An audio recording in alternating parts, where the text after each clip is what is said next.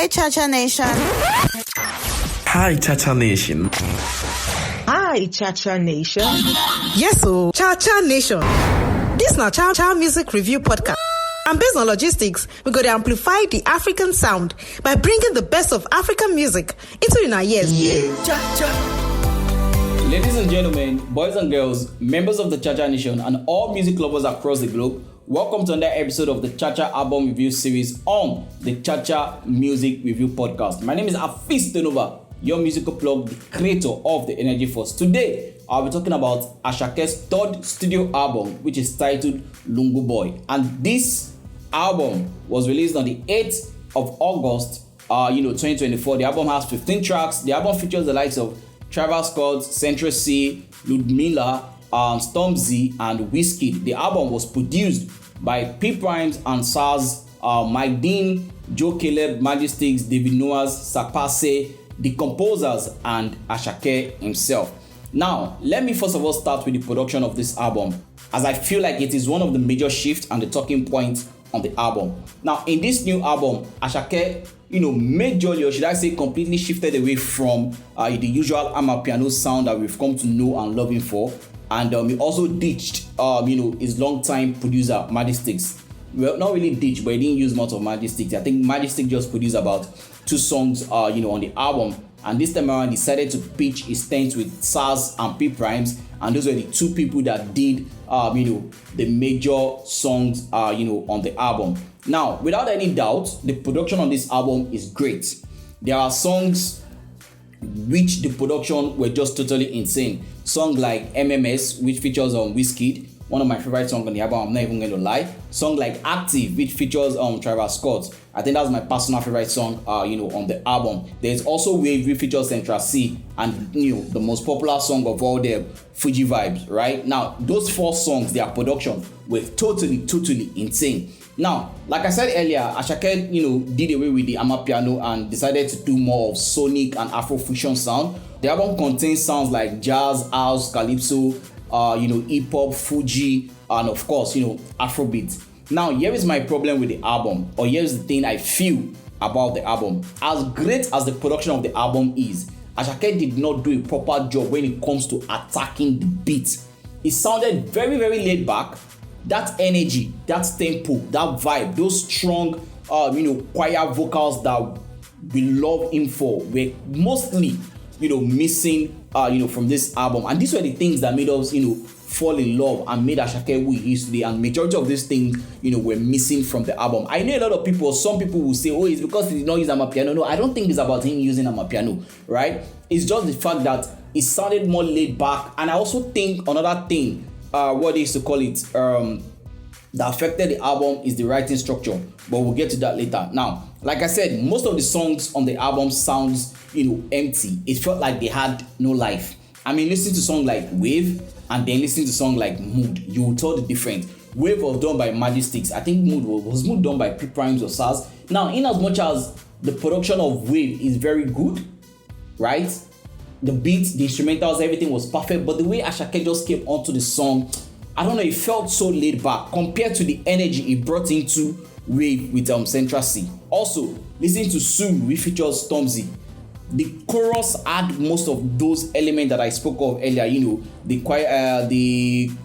choir vocals, but when the verses started coming in, it started to, disappear. Another song that I felt like was really, really disappointing in terms of the production was the song titled My Heart. And this one even break my heart, because this one is one of the songs we say I don't fall in love with the song already. But then they brought in the drums, and I'm like, why would you do that? Why would you do that? Like, the way the song started with the old Spanish guitar and then Asake's vocals on it, it was so making sense. I was seriously enjoying it. But then they started bringing in the drums and they just lost me there. I understand that they were trying to infuse some, should I say calypso or Caribbean vibe, maybe full Espanol vibe, right, on the song. But maybe they didn't just use the right drums, right? I would have felt they shouldn't have just used the drums at all. They should have just left it, the way it was, and that would have been a beautiful song. In fact, that would have probably been my favorite song on the album. But it is what it is, and that's one thing I'm talking about. The production, of the album. They just, for me, I don't know, they just didn't it didn't sync. If you listen to the production of the album alone, right, you will say yes, no, the instrumentals, everything was dope. But when Asake started to come in with those songs, just gel well, to be honest, right? Just sell well. Now, another song that started brilliantly well is a song titled Skating. Now, if you listen to Skating, the first 33 seconds of the song, that was so brilliant. And if they had maintained that throughout, or majority of that on that song, that song would have just been perfect. But at the same time, when Asake's vocals started coming in, some songs started, and I don't know why majority of the songs on the album are like that, and I really don't know why. But still talking about the production, I have to say a big shout out to Sarz. And I mean, of course, Sarz now OG, so you won't expect less from him. And of course, P-Prime for me has to be the best producer so far this year. I just have to say that, right? But look at that song titled Active. Ooh, what Sarz did on that song is totally insane. Like, every time I listen to that song, I don't even know how I feel. It's like I get new goosebumps every time I listen to that song. And this song titled Oh Yeah, now that's another dope production. Now look at what I'm talking about. The way Asake came in on that song titled Oh Yeah, and the way he came on the song titled Mood, or the way he came in on the song titled Worldwide, you could feel the difference. Like I said, there were some couple of songs that had those Asake vibe moments, let me call it like that, and but majority of the songs didn't have that vibe moment. They were just laid back and all of that. But look, those two songs that I just mentioned now, Active, Oh Yeah, the instrumentals, the production, everything about that song is just totally insane. Now, if I'm trying to be honest, right, this is not an album that a lot of us was expecting from Asake, to be honest. Even me, in as much as I didn't know what I was expecting, but I wasn't expecting this, to be honest, right? When he dropped Mr. Money with the Vibe, the album was immediately the album dropped, instant hits, nobody even complained. Work of Art, the same thing. But this one, I don't know, it feels like a letdown. Given the standard that Asake himself has set for himself, this song feels like a big letdown. But that is not to say that the album is bad. No, I'm not saying the album is bad. It's just given Asake's standard. If you had to rate his 3 albums, which one would you say is not like the lowest rank? I will put this one as the lowest rank. Work of Art will be my number 1. Mr. Money with the Vibe will be my number 2, and then this album Lungu Boy will be my number 3. Another thing that I also feel could be responsible for the way this album sound is number 1, the songwriting and the structuring, the A&R, of course, and that total shift away from Magicsticks. I get it if you wanted to stop doing amapiano, and I believe that Magicsticks is a very brilliant producer, that whatever it is that you wanted to do, he would have been able to craft it out for you. And no disrespect to P-Primes and Sarz, like I said, they did a fantastic job, but it just didn't sync. It didn't sync. The production, the whole synergy wasn't there. Now the writing structure, I'm not talking about whether the lyrics, I'm not talking about the lyrics, I'm talking about how the song they were structured for each of the production on the album. And if you notice, this could be the fact that because Olamide was not involved in all or any of the writing on the album. I'm talking about Olamide. Now, I'm not trying to spread any rumors, but so far so good. Since this album dropped, I have not noticed Olamide posting anything concerning this album on his stories. Now, I use the word I have not noticed. If you don't post them, make I no see. But since the day I started listening to this album, which was I think August 10th that I started listening to the album, till the moment I recorded this podcast, I have not seen anything concerning this album on Olamide's stories. I know they usually post on top in Instagram feed. He mostly posts on his stories, either post by himself or repost from somebody. And so far so good. I've seen him even post his own songs that he did 2-3 years ago on his stories. But I've not seen anything from from Asake's new album. Again, like I said, I'm not trying to say anything. I'm just saying, what I noticed. Whatever you like, you can do without the information. But like I said, Olamide's input, was really missed on this album, especially when it comes to the songwriting and song structure, which again goes back to the A&R, because I feel like as an A&R you should be able to hear this song and feel there's something missing in this song. Just maybe one more tweak, one more melody, one more energy, one more vibe, and then everything will be the way it's supposed to be. That's what I feel, about the album. I'm not going to lie to you, most of the songs on this album sounds like songs that you could use for an album filler. They didn't sound like songs that would, ginger the album to be where it's supposed to be, right?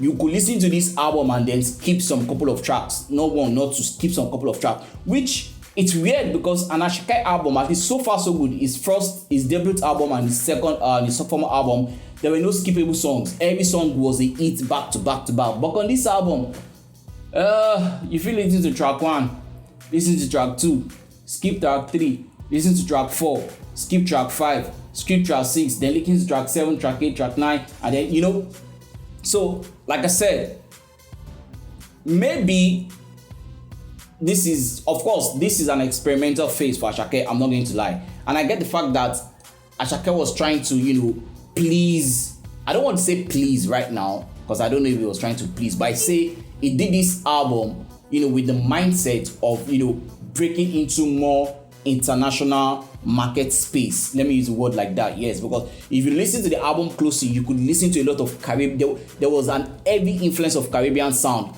so heavy that there were some couple of songs where he spoke, I think, Spanish and Portuguese. Where we say now, written in you sing. For My Art, he did it in My Art. If I'm not mistaken, he did it in which other song? Worldwide. Yes, he also did it in Worldwide.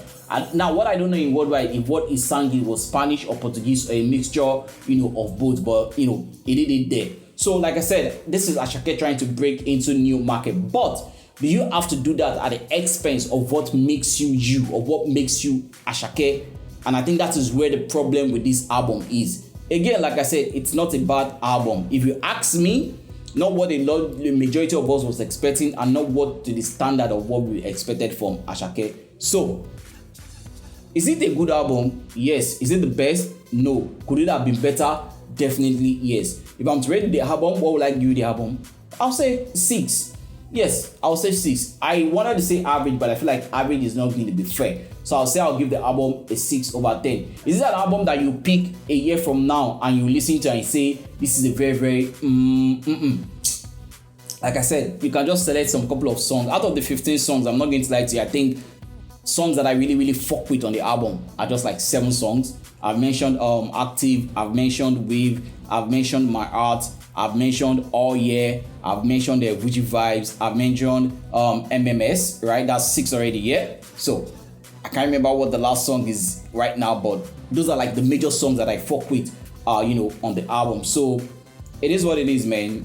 That is all I have to say on Asake's third studio album. Now, you go listen to the album if you've not listened to the album, and if you have listened to the album, drop a comment and let me know what you think honestly, about this album. Everything I've said, am I capping, or am I sounding like an hater, or am I really, really spot on, or did I miss something? Or just let me know how you feel, about the album, because again, music at times can be very, very relative.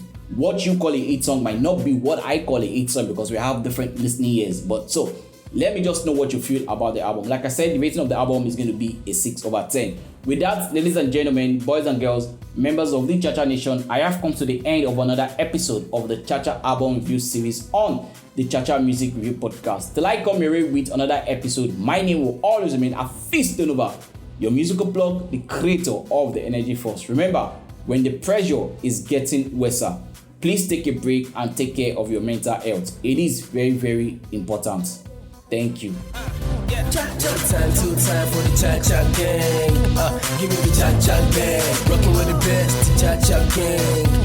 Give me the Cha-Cha gang. Alayela with Cha-Cha gang. Give me the Cha-Cha gang. What's in my body, Cha-Cha gang. Give me the Cha-Cha gang. Cha-Cha gang.